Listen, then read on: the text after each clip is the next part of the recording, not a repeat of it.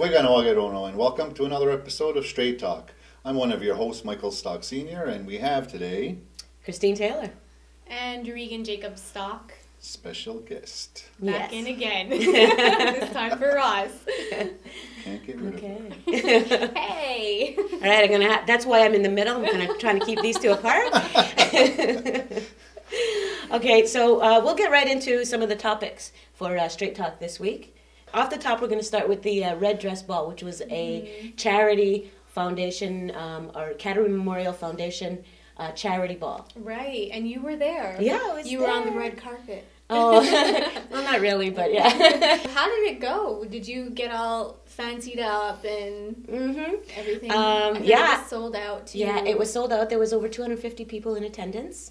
Wow. And over $20,000 was raised. It was a spectacular evening. Very well run. They had a silent auction, and then they had some entertainment for us. The headliner was Day Tripper, which was a Beatles look-alike band. Like a cover band, right? Not just a cover band, but they actually dressed up and looked like the Beatles and acted like the Beatles and everything. And I was quite impressed. That was a lot of fun.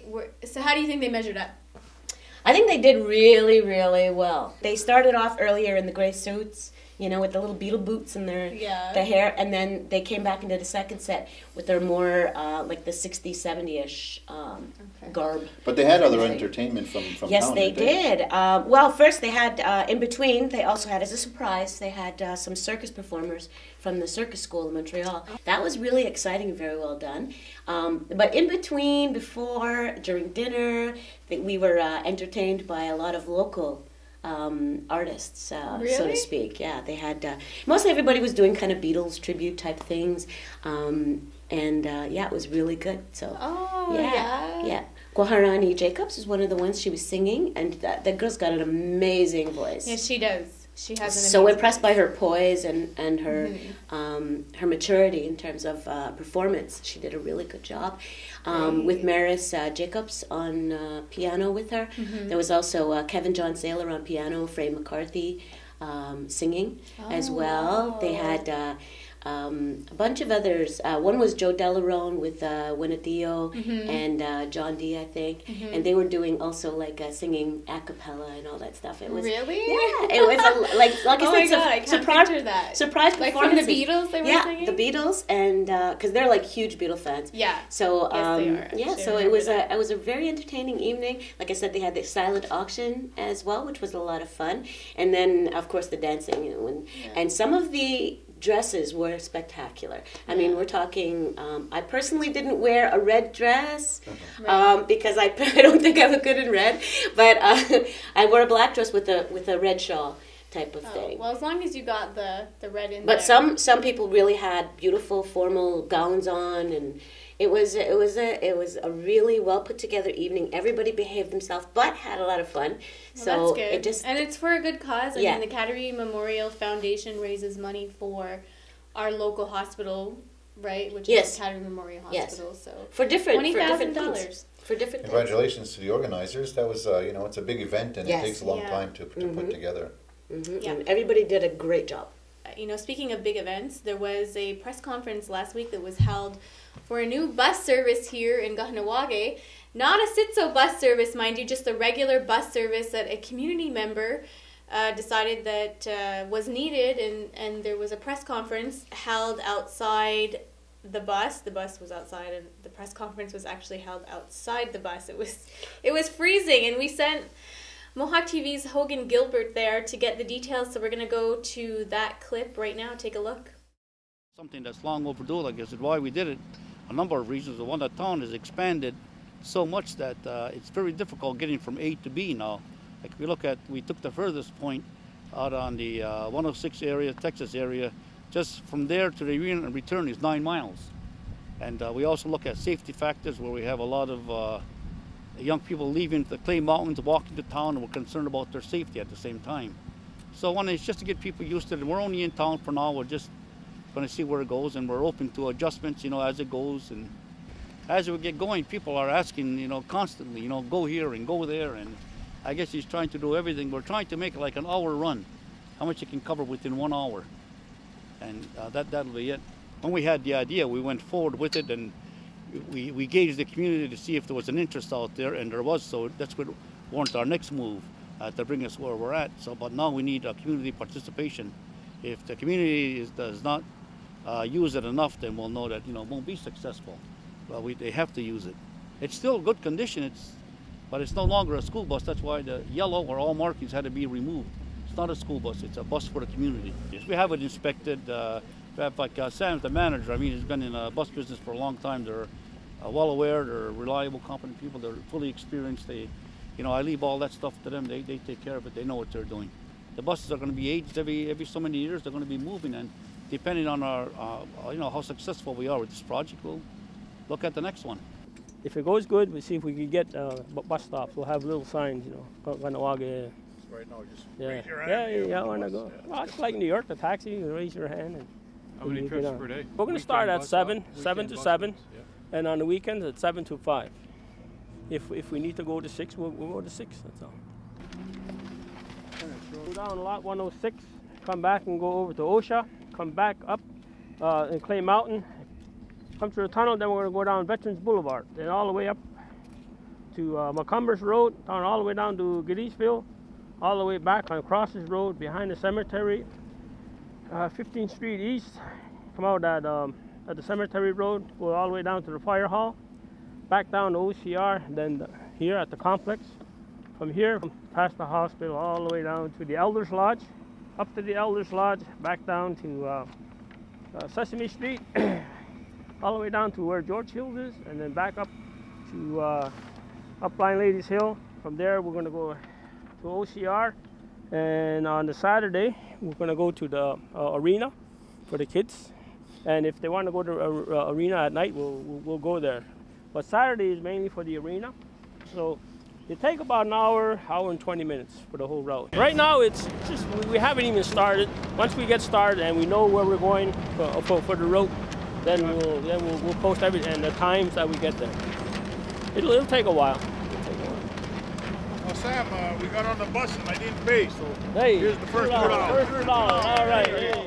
So that pretty much sums it all up. I think it's really unique that somebody decided to take on this initiative. You know, there's a lot of times where people traveling from the outside areas of the community, not the hub of the community, but Clay Mountains and in particular Clay Mountains and the South Texas and all the newer developments on the outskirts of the village proper, as they say, especially young people. Yes. And having to cross over, the 3 major highways that we have in our community can get a little bit treacherous as well. I mean, especially in the wintertime, you don't want to be walking. Yeah. So, I mean, we are a community that not everybody has vehicles, and I think especially for the elderly or the youth, it's a necessity. So I guess it's a trial period. right.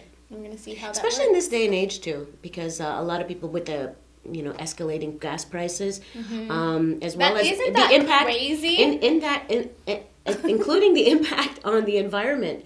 In terms of cars and stuff, we normally kind of think like as a res car, these big old boats and stuff. But I noticed that there's a shift and change in society where some people are looking at more economical cars like the smart cars or the. No, I still see a lot of trucks. Yeah, there is. SUVs in Yeah, the yeah. community. But you come here and you're like, where are all these big vehicles coming from? Ford F-150 is still number 1. But it's starting Truck of the year. But it is starting to change, though. I think a lot of the younger people are getting into more economical, compact cars, and the flex looking at different sustainable options. energies. Yeah. But the gas prices are crazy. I just have to mention it because, I mean, the couple of years ago or even last year, I think they skyrocketed like this, and then we came back down to something that was pretty decent, and now again you're looking at gas prices of like anywhere between $125 and $130. Today, the day we're taping, obviously it's only at $117, but the last couple of weeks have been really crazy. I think it's time now for not just our community, but for a lot of the communities in Quebec anyway. I know in Ontario, they get the tax off at point of sale, and here we're not getting it. So I think that politically, our politicians need to to get out there and lobby, and so we don't have to pay that tax at the pump, or not as high as what we're paying, because it's ridiculous. You know, I think in Ontario I don't know if they have a better working relationships with the native communities out there, but in Quebec it seems like we're not getting anything, you know, and it's a right that we have. It's just that people need to, I guess, assert that jurisdiction, but how they go about it is another thing. But I mean, the gas prices, though, are not just... I think that society in general, as well as our communities, need to start looking at more sustainable ways of powering and transport and different things like that. And that's one of the things, like bringing it back to like public transit, as well as other means of transporting, you know, goods, because it affects everything. It affects everything from food, but you know, the food and. But I still would rather not pay tax in my own community, regardless of what. But you know what? This is a very contentious issue, because Mohawk Council has been talking about, you know, a community-owned gas station for years, and that's never developed because there are a lot of gas stations in this one small community there. You know what, are there 6 or 7? No, there's a lot more than 6 or 7. Okay, yeah, that's what I'm saying. 15 like to 20, yeah. Really? But the thing is like I said, I don't, you know, it's one thing about going out of the community and needing gas and filling up and following whatever outside the rules and regulations, and the tax that you have to follow is one thing. But when it's here, I don't like that. I don't like to have to pay the tax, because it should be delivering it here tax free, and we shouldn't have to be paying for the tax for that for anything, because it's being delivered. So it's not, you know, it's a situation that goes right across Canada, and you know, there are some provinces that have relationships that have agreements that they're not paying that. In Quebec, it seems like it's not. I mean, we're losing more rights right now than we're getting. Yeah, and that just brings it back down to the tax issue in general. I was doing an account in my head, and I was up to 12. But the fact is, I guess my question is, why hasn't this community-owned gas station issue really taken off? And is it because there's so many gas stations that are privately owned in the community that would it hinder their point of sale if that happened? I don't know. I just want to take one point before we go to a break, is that there's one gas station here that since they've opened, they haven't paid the tax. And they're in court. They've been in court now for the last maybe 15 years or so, still fighting that tax issue, and they still haven't paid the tax. So, really? So whether or not that's going to come to fruition and it's going to set a precedence is one thing, but on the other hand, I don't know what's going to happen. But I know that that individual, the owner, just refuses to pay the taxes, and so how do they continue to get gas? They just don't have a permit? No, he has a permit. It's just that they still have to come up with a way of trying to, I guess. I guess because it's still in court type of thing, that they can't go after him. Kind of. And I think that it's a back and forth thing. I mean, obviously, I'd like to get more information. I don't even know. Yeah, I don't even know that. But we're going to take a break, and we'll come back to Straight Talk right after these messages.